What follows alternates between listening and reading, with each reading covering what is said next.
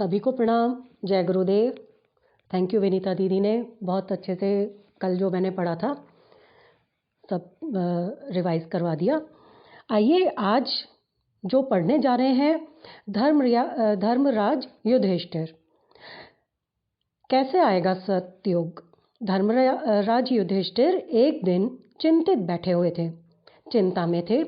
उसी समय कहीं से देवर्षि नारद आ गए और उन्होंने चिंता का कारण पूछा कि युधिष्ठिर क्यों चिंतित हैं। युधिष्ठिर ने कहा, देव अब कलयुग आ पहुंचा। उसने मेरे राज्य में अपने आगमन, प्रवेश और परिणाम की कष्टकर कथाएं भी सुनाईं। सो लगता है अब धर्मराज धरती पर से उठने ही वाला है। कलयुग के आगमन की बात तो नारद जी को मालूम थी, पर उन्हें इस बात पर आश्चर्य हुआ कि अंधकार और प्रकाश दोनों एक स्थान पर कैसे मिल गए। कलयुग और धर्मराज में प्रत्यक्ष भेंट हो सकना भला कैसे संभव हो सकता है। तो उसी प्रश्न को उठाते हुए नारद जी ने पूछा, धर्म और अधर्म का प्रत्यक्ष मिलन कैसे संभव हो सका। घटना किस प्रकार घटी है, सो हे पांडुपुत्र ये आप विस्तार पूर्वक मुझे सुनाइए। देवर्षि को उच्च आसन पर बिठाकर युधिष्ठिर ने वो प्रसंग बताना प्रारंभ किया। प्रसंग आगे पढ़ते हैं। भगवान, एक दिन एक व्यापारी आया। उसके पास अद्भुत घोड़ा था। अर्जुन, भीम, नकुल, सहदेव उधर से आए तो घोड़े को देखकर मुग्ध हो गए और मनचाहा मोल देकर उसे बेच देने का आग्रह करने लगे। एक व्यापारी आया, उसके पास घोड़ा था और मेरे बाकी अर्जुन, भीम, नकुल, सहदेव ये भाई चारों घोड़े को देखकर मुग्ध हो गए और उसको बोलते हैं कि जो इसका तुम्हें पैसा चाहिए वो तुम ले लो, लेकिन ये घोड़ा हमें बेच दो। व्यापारी ने कहा, धन की आपके यहाँ भी कमी नहीं और मैं भी कोई कंगाल नहीं हूँ। घोड़ा बेचना तो है, पर इसे धनी के हाथों नहीं बुद्धिमान के हाथों बेचना है। यदि आप लोग बुद्धिमान हो तो एक शर्त स्वीकार करें। मेरे 4 प्रश्नों का उत्तर आपको देना पड़ेगा। यदि उत्तर सही हुए तो घोड़ा मैं मुफ्त में दे दूंगा। 4 प्रश्न अगर आप उनका उत्तर सही दे देते हैं तो ये घोड़ा मुफ्त में आपको दे दूंगा। यदि उत्तर नहीं दे सके, वो उत्तर गलत हुए, तो मेरी खिंची धर्म रेखा के भीतर आप लोगों को तब तक कैद रहना पड़ेगा जब तक कि कोई आकर मेरे प्रश्नों का सही उत्तर न दे दे। युधिष्ठिर ने कहा, देवर्षि मेरे चारों भाइयों ने शर्त मान ली। उन्हें अपनी बुद्धिमत्ता पर और अपने ज्ञान पर बहुत भरोसा था, सो मुफ्त में बहुमूल्य घोड़ा पाने के लोभ में संवरण न कर सके और शर्त में बंध कर प्रश्न के लिए कहने लगे। बोले, हमें आपकी शर्त मंजूर है और अब आप हमसे प्रश्न पूछिए।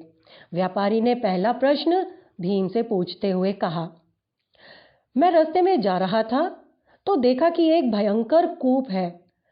उसके बीच में रस्सी से बंधा एक पैसा लटक रहा है। उस पैसे से बंधा 100 मन लोहा टंगा था। फिर भी वो रस्सी टूटती न थी, पैसा गिरता न था। इसका क्या रहस्य है।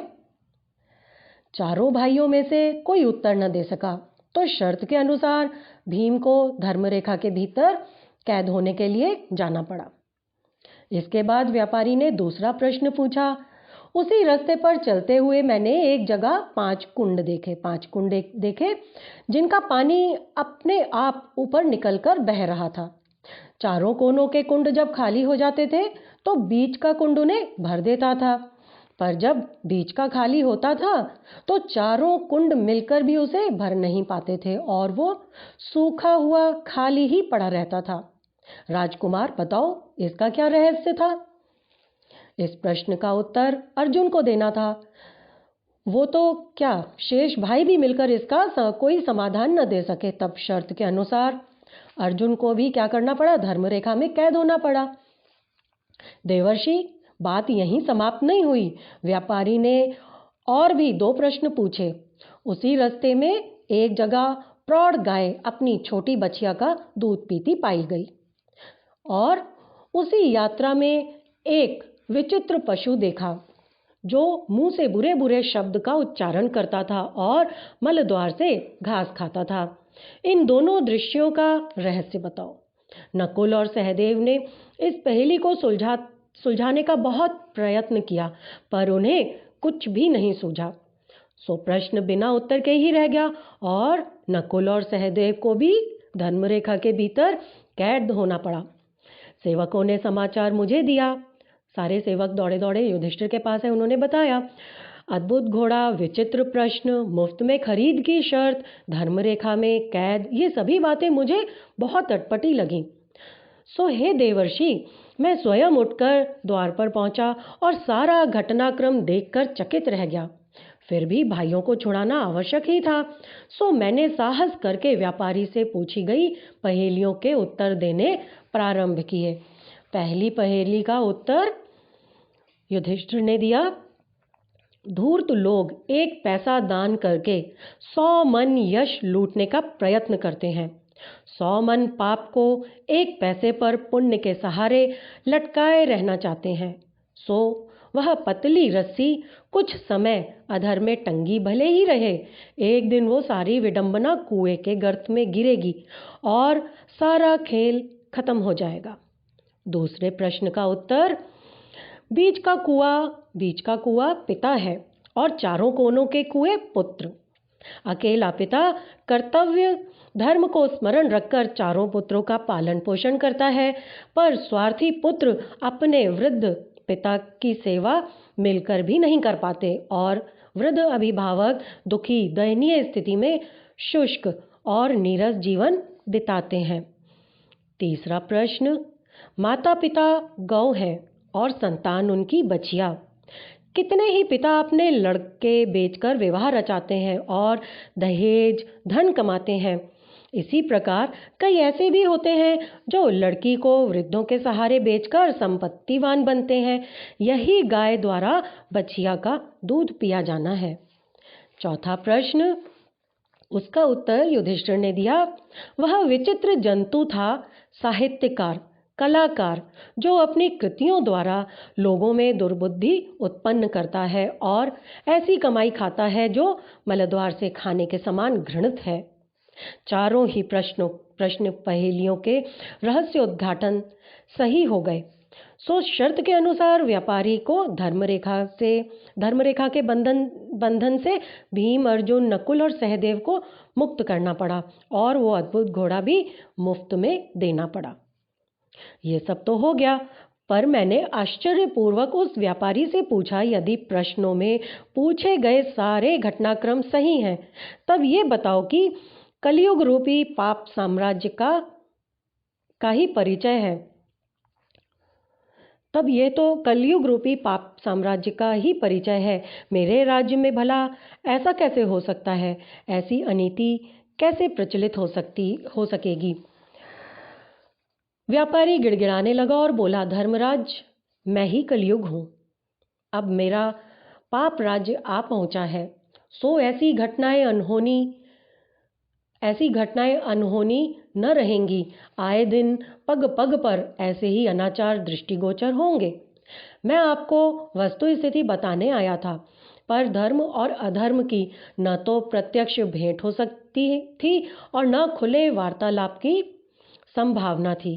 सो मैंने व्यापारी का रूप बनाया और घोड़े के बहाने राजकुमारों के सामने वस्तु स्थिति को पहेली जैसे रहस्यमय प्रश्नों के साथ पूछा। मैं जानता था कि अंततः उत्तर आप ही दे सकेंगे और भेंट का सुअवसर भी मिल जाएगा और सूचना देने का प्रयोजन सध जाएगा। युधिष्ठिर ने कहा, भगवान, मैं इसी से चिंतित था कि निकट भविष्य में जब लोग ऐसी दुष्ट गतिविधियां अपना लेंगे तो उनके दुखों का पारावार न रहेगा। नारद जी ने धर्मराज की चिंता दूर करते हुए कहा, मनुष्य की आत्मा में विवेक का प्रकाश पूर्णतः कभी भी नष्ट नहीं हो सकता, इसलिए पाप का पूर्ण साम्राज्य कभी भी छा न सकेगा। विवेकवान आत्माएं अपने समय की विकृतियों से लड़ती ही रहेंगी और बुरे समय में भी भलाई की ज्योति चमकती रहेगी। पाप का पूर्ण साम्राज्य कभी भी स्थापित न हो सकेगा। इस आश्वासन से युधिष्ठिर का समाधान हो गया। क्या वह समय नहीं आ गया जब कली का साम्राज्य जाने वाला है और सतयुग की लालिमा अरुणोदय का आभास देने लगी है। युधिष्ठिर की उपासना। आगे बढ़ते हैं। एक दूसरे के मुख से निकलती हुई ये बात अनेक कानों में समा गई। भले ही कहने वालों के स्वर धीमे हों, पर सभी के मनों में आश्चर्य तीव्र हो उठा। क्या करते हैं सम्राट, कहाँ जाते हैं? यद्यपि युद्ध आरंभ होने के पूर्व ही उन्होंने इस तथ्य की स्पष्ट घोषणा कर दी थी कि शाम का समय उनकी व्यक्तिगत उपासना के लिए है। इस समय उन्हें कोई व्यवधान न पहुंचाए। लेकिन वेश बदलकर जाना, अर्जुन के स्वर के पीछे चिंता झलक रही थी। प्रश्न उनकी सुरक्षा का है। भीम भी कुछ अधिक उद्विग्न हुए। इससे सहायक सेनाएं विचलित हो सकती हैं। नकुल सहदेव प्रायः एक साथ बोले। महायुद्ध का वेगपूर्ण प्रवाह पिछले 10 दिनों से धावमान था। ऐसे में इनका चिंतित होना स्वाभाविक था। इन भाइयों की भांति अन्य प्रियजनों की भी यही मनोदशा थी। सत्य को जानने का उपाय उद्वेगपूर्ण मानसिकता, चिंताकुल चित्त नहीं। एक ही समाधान है, शांत में शोधपूर्ण कोशिश। पार्थ सारथी के शब्दों ने सभी के मनों में घुमड़ रहे प्रश्न का उत्तर साकार कर दिया। दिन छिपते ही युधिष्ठिर जैसे ही अपने कक्ष से बाहर निकले, अन्य पांडव भी उनके पीछे पीछे हो लिए। मध्यम पड़ते जा रहे प्रकाश में इन्होंने देखा महाराज अपने हाथ में कुछ लिए उधर की ओर बढ़ रहे हैं जिधर दिन में संग्राम हुआ था। जहां पर दिन में युद्ध हुआ था, युधिष्ठिर वहीं पर आगे बढ़ रहे हैं। ये देखकर सभी की उत्सुकता और बढ़ गई। वो अपने को छिपाए सावधानी से उनका पीछा कर रहे थे। चारों युधिष्ठिर का पीछा कर रहे थे। युद्ध स्थल में आ गया तो सब ओर छुपकर खड़े हो गए। तारों के मंद प्रकाश में इन सब की आंखें पूर्ण सतर्कता से देख रही थीं। आखिर अब ये क्या करते हैं? इनकी ओर से अनजान युधिष्ठिर उन मृतकों में घूम घूम कर देख रहे थे कि कोई घायल तो नहीं है, कोई प्यासा तो नहीं है, कोई भूख से तड़प तो नहीं रहा है, किसी को घायल अवस्था में ही अपने स्नेही स्वजनों की चिंता तो नहीं सता रही है। वे घायलों को ढूंढते, उनसे पूछते और उन्हें अन्न जल खिलाते पिलाते बड़ी देर तक वहां पर घूमते रहे। कौरव पक्ष का रहा हो या पांडव पक्ष का, बिना किसी भेदभाव के वो सबकी सेवा करते रहे। किसी को घर की चिंता होती तो वो उसे दूर रहने का आश्वासन देते। इस तरह उन्होंने रात्रि के 3 पहर वहां पर बिताए। ये सभी उनके लौटने की प्रतीक्षा में खड़े थे। समय हो गया, युधिष्ठिर लौटने लगे। ये सभी प्रकट होकर सामने आ गए। अर्जुन ने पूछा, आपको यूं अपने आप को छिपाकर यहाँ आने की क्या जरूरत पड़ी? युधिष्ठिर सामने अपने बंधुओं को संबोधित करके बोले, तात, इनमें से अनेकों कौरव दल के हैं। वे हमसे द्वेष रखते हैं। यदि मैं प्रकट होकर उनके पास जाता तो वो अपने हृदय की बातें मुझसे कह न पाते और इस तरह मैं सेवा के सौभाग्य से वंचित रह जाता। भीम तनिक नाराज होकर कहने लगे, शत्रु की सेवा करना क्या अधर्म नहीं है? बंधु, शत्रु मनुष्य नहीं, पाप और अधर्म हुआ करता है। युधिष्ठिर का स्वर अपेक्षाकृत कोमल था। अधर्म के विरुद्ध तो हम लड़ ही रहे हैं, पर मनुष्य तो आखिर आत्मा है। आत्मा से क्या द्वेष? भीम युधिष्ठिर की इस महान आदर्शवादिता के लिए नतमस्तक न हो पाए थे। तब नकुल बोल पड़े, लेकिन महाराज, आपने तो सर्वत्र ये घोषित कर रखा है कि ये समय आपकी ईश्वर उपासना का है। इस तरह झूठ बोलने का पाप तो आपको लगेगा ही। नहीं नकुल, युधिष्ठिर बोले, भगवान की उपासना जप तप और ध्यान से नहीं होती। कर्म भी उसका उत्कृष्ट माध्यम है। यह विराट जगत उन्हीं का प्रकट रूप है। जो दीन दुखी जन है उनकी सेवा करना, जो पिछड़े और दलित हैं उन्हें आत्म कल्याण का मार्ग दिखाना भी भगवान का ही भजन है। इस दृष्टि से मैंने जो किया वो ईश्वर की उपासना ही है। अब और कुछ पूछने को शेष नहीं रह गया था। सहदेव ने आगे बढ़कर उन्हें प्रणति निवेदन करते हुए कहा, लोग सत्य ही कहते हैं कि जहाँ सच्ची धर्मनिष्ठा होती है, विजय भी वहीं होती है। हमारी जीत का कारण सैन्य शक्ति नहीं, आपकी धर्म परायणता की शक्ति है। ईश्वर पर विश्वास। आगे कहानी पढ़ते हैं। उत्तरी अमेरिका में नियाग्रा नामक एक प्रपात है, नियाग्रा फॉल्स है। इसमें पानी की एक बहुत चौड़ी धार 160 फीट ऊंचाई से गिरती है। यदि प्रपात के पास कोई खड़ा हो तो जल का कल कल शब्द बहुत ही भयानक प्रतीत होता है। यदि कोई प्रपात के पानी में गिर पड़े तो जीवित रहने की कोई आशा नहीं रहती। एक बार की बात है, एक अमेरिकन पहलवान ने ये घोषणा की कि वो एक तार पर चलकर नियाग्रा फॉल पार करेगा। नियाग्रा प्रपात के एक किनारे से दूसरे किनारे तक एक हवाई जहाज की सहायता से ठीक प्रपात के ऊपर तार फैलाया गया। उसके चलने के लिए एक तार फैलाया गया, एक एरोप्लेन की मदद से। आगे क्या होता है, पहलवान ने जो दिन निश्चित किया था उस दिन उसके इस कौशल्य को देखने के लिए बहुत भीड़ इकट्ठी हुई। ईश्वर का नाम लेकर उसने तार पर चलना प्रारंभ किया। भीड़ की आंखें उस पहलवान की ओर लगी हुई थीं। वो धीरे धीरे चलकर उस पार कुशलता से पहुंच गया। जो ही उस पार पहुंचा, भीड़ उसकी प्रशंसा में चिल्ला उठी। बहुतों ने उसको इनाम भी दिया। उस समय उसने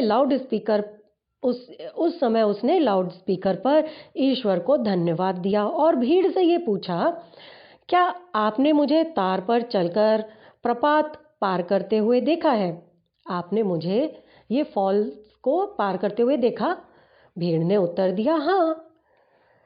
उसने दूसरा प्रश्न पूछा। क्या प्रश्न पूछा? कि क्या मैं इस प्रपात को फिर उस पार तक इसी तरह पार कर सकता हूँ? भीड़ ने उत्तर दिया, हाँ, कर सकते हो। उसका तीसरा प्रश्न था, क्या आप लोगों में से कोई मेरे कंधे पर बैठ सकता है जब मैं इस प्रपात को पार करूं? जब मैं इसको क्रॉस करूं तो आप में से कोई मेरे कंधे पे बैठना चाहेगा? इस प्रश्न पर भीड़ में क्या हुआ, सन्नाटा छा गया। कोई भी उसके कंधे पर बैठने को तैयार नहीं हुआ। फिर उसने अपने 16 वर्षीय इकलौते बेटे को कंधे पर बैठने को कहा। पुत्र पिता के कहने पर उनके कंधे पर बैठ गया। पिता धीरे धीरे तार पर चलने लगा। भीड़ की आंखें उनकी ही ओर लगी हुई थी। कोई कहता था, अभी दोनों गिरते हैं, अभी मरे, आदि आदि। परंतु ईश्वर की कृपा से पहलवान अपने पुत्र सहित सरलता से एक छोर से दूसरी छोर चला गया। भीड़ ने इस बार पहले से अधिक उसकी प्रशंसा की और बहुत सारे इनाम दिए। उसने फिर लाउड स्पीकर से ईश्वर की महिमा पर एक छोटा सा भाषण दिया। उसने देखिए क्या कहा, आप लोगों को मेरी सफलता या योग्यता पर विश्वास नहीं था। इस कारण आप लोगों में से कोई भी मेरे कंधे पर बैठने के लिए तैयार नहीं हुआ। मेरे पुत्र को मुझ पर विश्वास था और इस कारण ये मेरे कंधे पर बैठने को तैयार हो गया और मैं उसे लेकर इस पार आ गया हूँ। हम सबका पिता ईश्वर है। जिस प्रकार से मेरे बेटे को मुझ पर विश्वास था, ठीक उसी प्रकार यदि आपका विश्वास उस परम पिता परमात्मा पर हो तो आप सांसारिक कठिनाइयों को ठीक उसी प्रकार पार कर सकते हैं जैसे मेरे बेटे ने मेरे कंधों पर नियाग्रा प्रपात पार किया। ईश्वर पर दृढ़ विश्वास रखिए और परिश्रम करिए। मुझे ईश्वर पर पूर्ण विश्वास था कि वह मेरी इस कठिनाई के समय सहायता अवश्य करेंगे और उन्होंने सहायता की भी। दृढ़ विश्वास से भगवत दर्शन। किसी गांव में एक चोर रहा करता था। वो रात को चोरी करने के लिए निकला। एक महाजन के यहाँ हरि कथा हो रही थी। उस पे पंडित जी भगवान के आभूषणों का वर्णन कर रहे थे कि उन्होंने अपने शरीर पर बेशकीमती आभूषण धारण किए हुए हैं। सोने का रत्न जड़ित मुकुट है, गले में कीमती कंठे शोभायमान है। ये शब्द सुनकर चोर उसने वो माल चुराने का निश्चय कर लिया। उसने सोचा इसका पता पंडित जी को है। ऐसे आदमी का पता पंडित जी को है जिसने इतने आभूषण और रत्न धारण किए हुए हैं। वो वहीं पर छुप करके बैठ गया। कथा समाप्ति के बाद उसने क्या किया? कथा समाप्ति के बाद पंडित जी जब सामान बटोरकर घर की ओर रवाना हुए, चोर ने रास्ते में उनको घेर लिया और कहा कि जो भी तुम्हारे पास माल है वो हमें दे दो, नहीं तो उस आदमी का पता बताओ जिसके शरीर पर करोड़ों का माल है, जिसकी चर्चा तुमने अभी अभी की थी। पंडित जी घबरा गए। उन्होंने पीछा छुड़ाने के लिए कहा कि वह आदमी यमुना किनारे जंगल में गाय चराता है, वो बंसी बजाता है। बस चोर पंडित जी को छोड़ यमुना किनारे खोज में चल पड़ा। इधर उधर ढूंढने लगा। ढूंढते ढूंढते 5-6 दिन बीत गए, परंतु कहीं पता नहीं लगा। भूख से पीड़ित और हताश होकर वो एक जगह बैठ गया। थोड़ी देर बाद भगवान कृष्ण आभूषण युक्त, जैसा पंडित जी ने कहा था ठीक वैसे ही, गोपों के साथ झुंड में नजर आए। उनको देखते ही चोर प्रसन्न हो गया और हाथ में डंडा लेकर भगवान पर लपक पड़ा। भगवान उसका मतलब समझ गए थे। उन्होंने पूछा, तू कौन है? यहाँ तू किस लिए आया है? तो चोर ने कहा, मैं चोर हूँ, जो तुमने ये आभूषण पहने हैं उनको मैं चुराने आया हूँ। भगवान ने वहीं पास में खजाना बता दिया कि तुझसे जितना माल उठे उतना तू उठा के ले जा।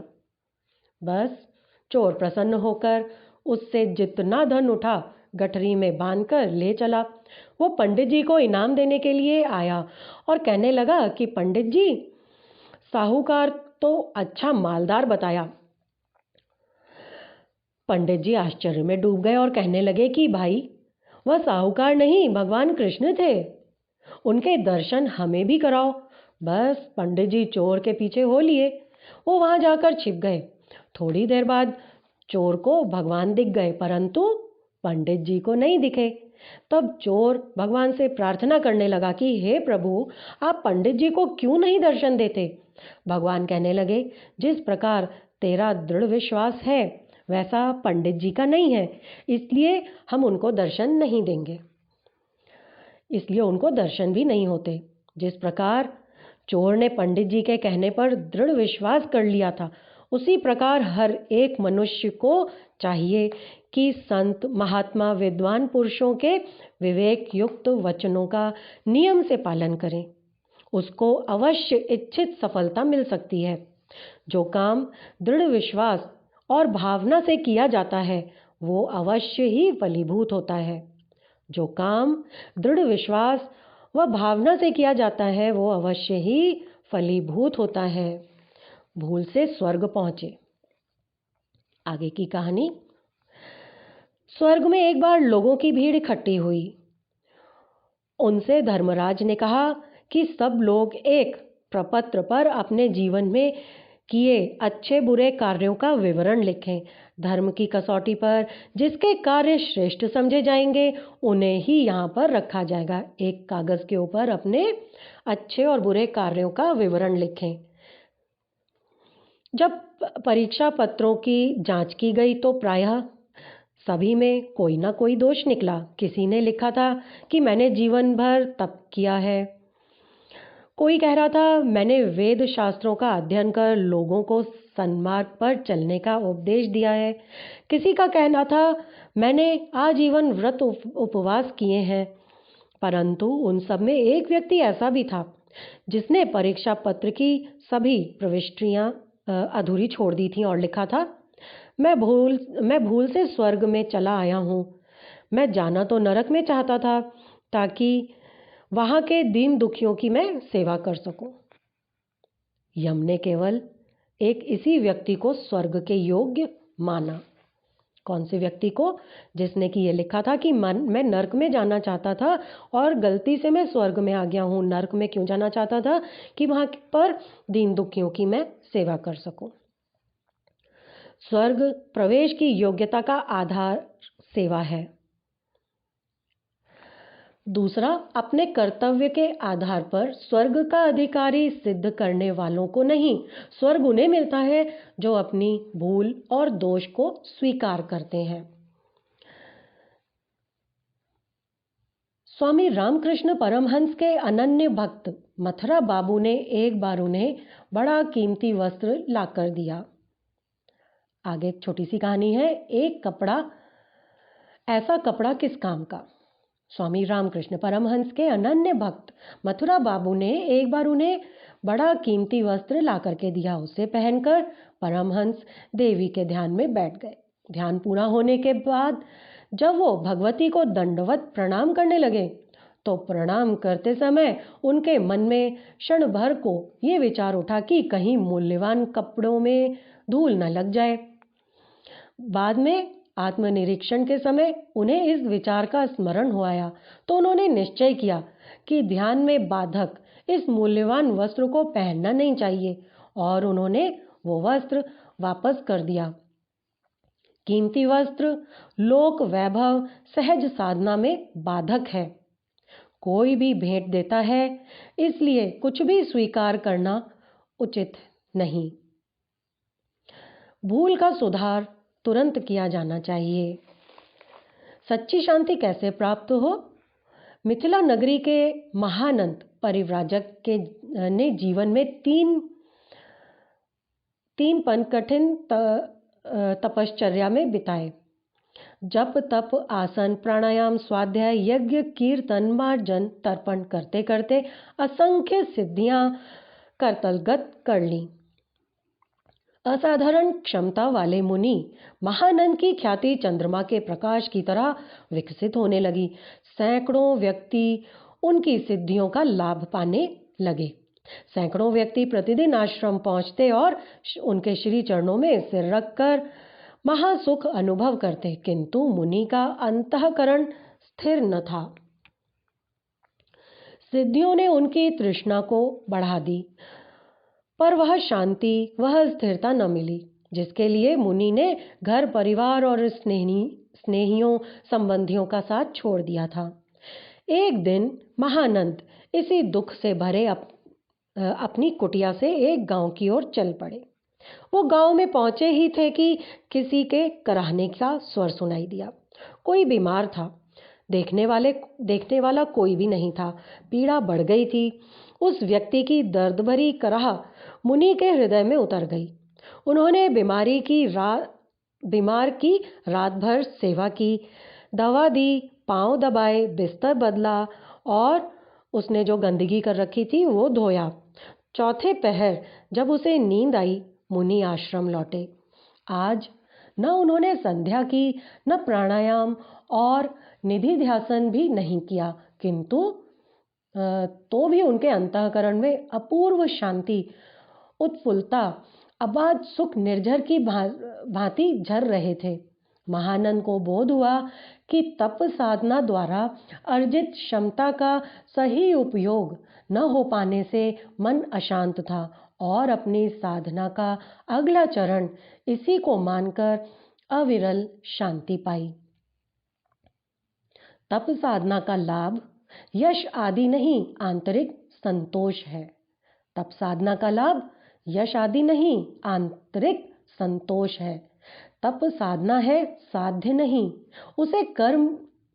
उसे कर्म से सार्थक बनाया जा सकता है। स्वर्ग का अधिकार। आइए आगे पढ़ते हैं। मरने के बाद एक व्यक्ति की आत्मा को मृत्युदूत धर्मराज के सामने ले पहुंचे। दूतों ने बताया कि ये एक बड़ा महात्मा है। भरी युवावस्था में अपने माता पिता और स्त्री बच्चों को छोड़कर ये जंगल में चला गया था और जीवन भर तप करता रहा। धर्मराज ने कहा, कर्तव्यों को त्याग कर कोई व्यक्ति धर्मात्मा नहीं बन सकता। परिवार के लोगों के साथ विश्वासघात करके इसने अधर्म कमाया।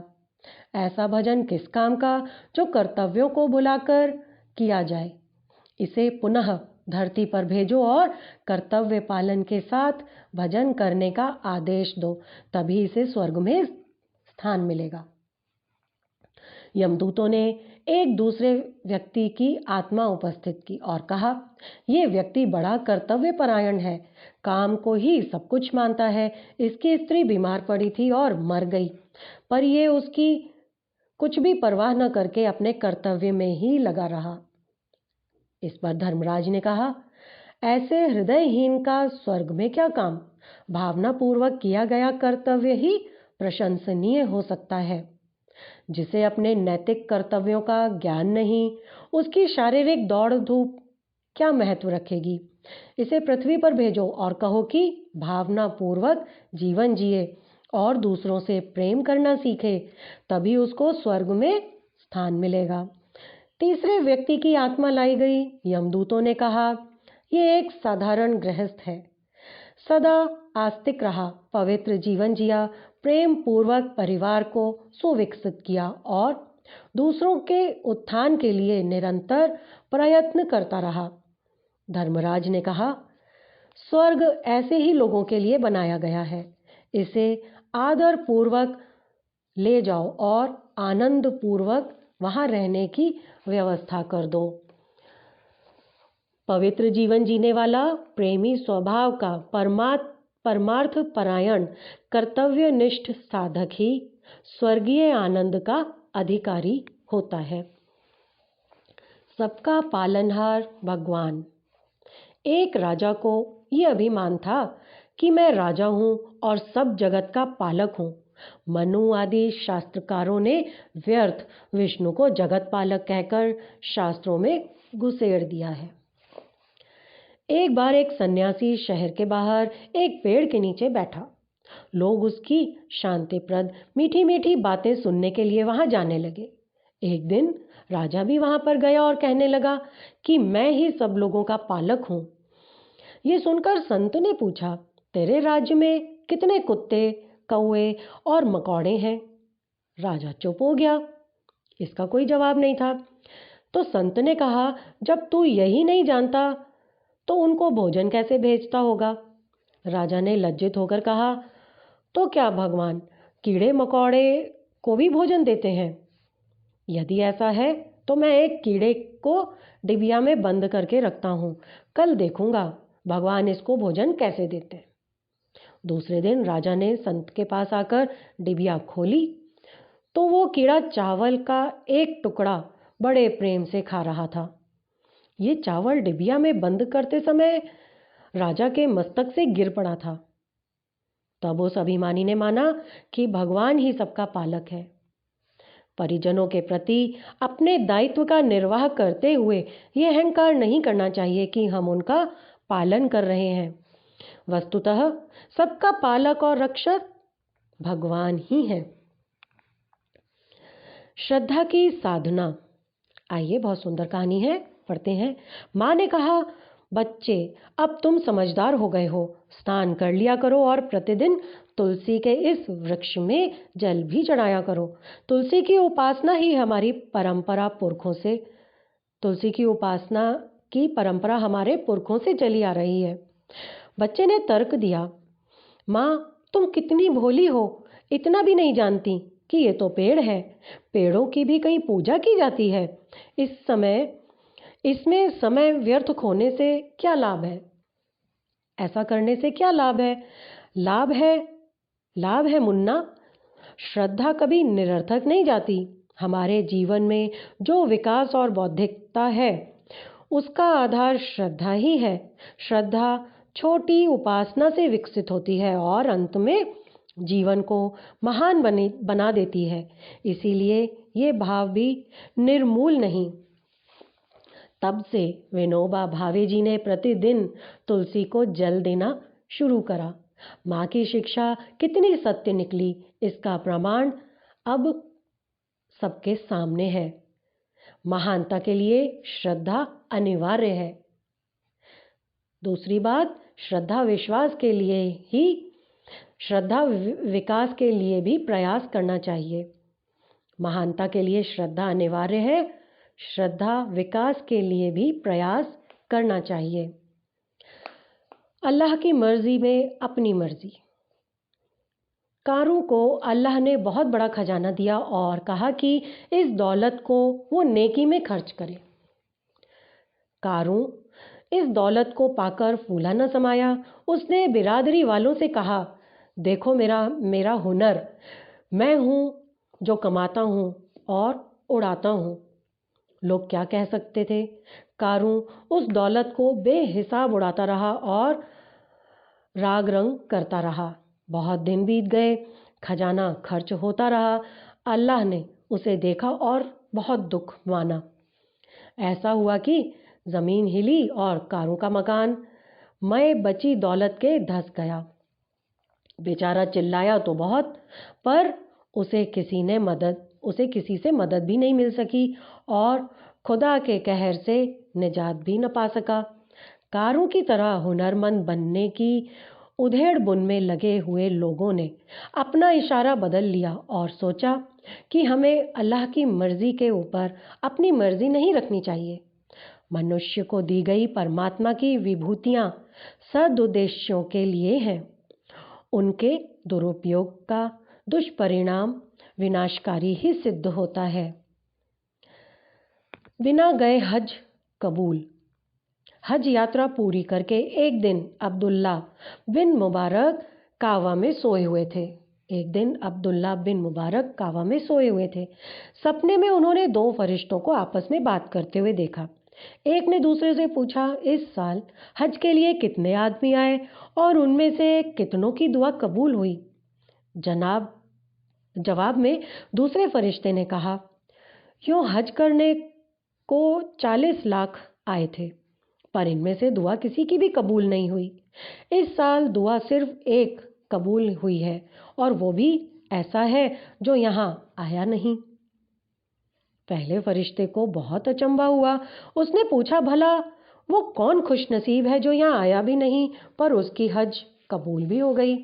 दूसरे फरिश्ते ने पहले वाले को बताया, वह है दमिश्क का मोची अली बिन मुफिस। उस पाक हस्ती को देखने के लिए अब्दुल्ला बिन मुबारक अगले ही दिन दमिश्क के लिए चल पड़े और वहां उन्होंने मोची मुफिक का घर ढूंढ निकाला। पूछा, क्या तुम हज को गए थे?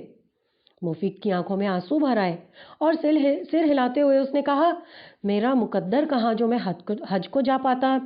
जिंदगी भर की मेहनत से 700 दिरहम उस यात्रा के लिए मैंने जमा किए थे, पर एक दिन मैंने देखा पड़ोस के गरीब लोग पेट की ज्वाला बुझाने के लिए वह चीजें खा रहे थे जिन्हें खाया नहीं जा सकता।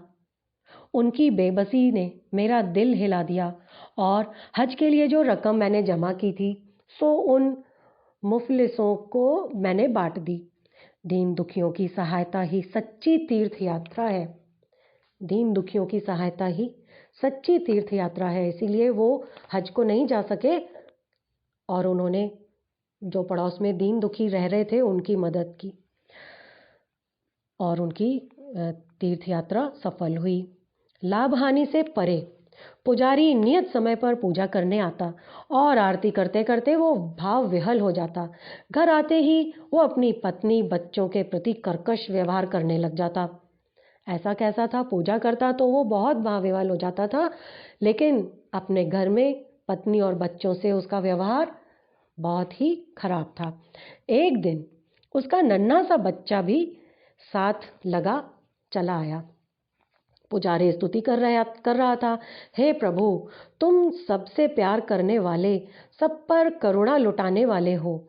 अभी वो इतना ही कह पाया था कि बच्चा बीच में बोल उठा, पिता, जिस भगवान के पास इतने दिन रहने पर भी आप करुणा और प्यार करना नहीं सीख सके, उस भगवान के पास रहने से क्या लाभ।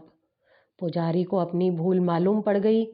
वो उस दिन से आत्मनिरीक्षण और आत्म सुधार में लग गया। भगवान के गुणों का कीर्तन ही नहीं, उन्हें जीवन में उतारने का प्रयास भी करना चाहिए। एकांत नहीं मिला। आचार्य उपकौशल को अपनी पुत्री के लिए योग्य वर की खोज थी। उनके गुरुकुल में कई विद्वान ब्रह्मचारी थे, किंतु वे कन्यादान के लिए ऐसे सत्पात्र की खोज में थे जो विकट से विकट परिस्थितियों में भी आत्मा को प्रताड़ित न करें। परीक्षा के लिए उन्होंने सब ब्रह्मचारियों को गुप्त रूप से आभूषण लाने के लिए कहा, जिसे माता पिता क्या कोई भी न जाने। सभी छात्र चोरी से कुछ न कुछ आभूषण लेकर के लौटे। आचार्य ने वे आभूषण संभाल कर रख लिए। अंत में वाराणसी के राजकुमार ब्रह्मदत्त खाली हाथ लौटे। आचार्य ने उनसे पूछा, क्या तुम्हें एकांत नहीं मिला? ब्रह्मदत्त ने उत्तर दिया, निर्जनता तो उपलब्ध हुई, पर मेरी आत्मा और परमात्मा तो देखते ही थे चोरी को। मेरी आत्मा और मेरे परमात्मा तो देख रहे थे चोरी को। बस आचार्य को वह सत्पात्र मिल गया था जिसकी उन्हें खोज थी। पहली शिक्षा, ईश्वर को सर्वत्र विद्यमान देखने वाला कभी अनुचित कार्य नहीं कर सकता।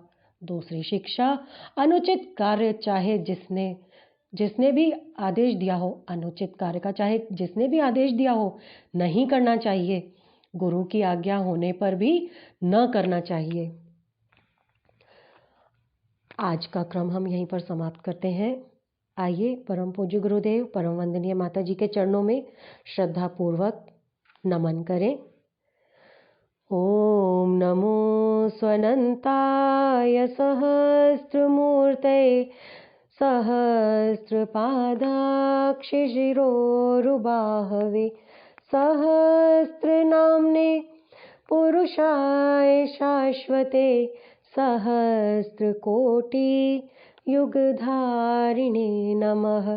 सहस्रकोटि युगधारिणे नमः।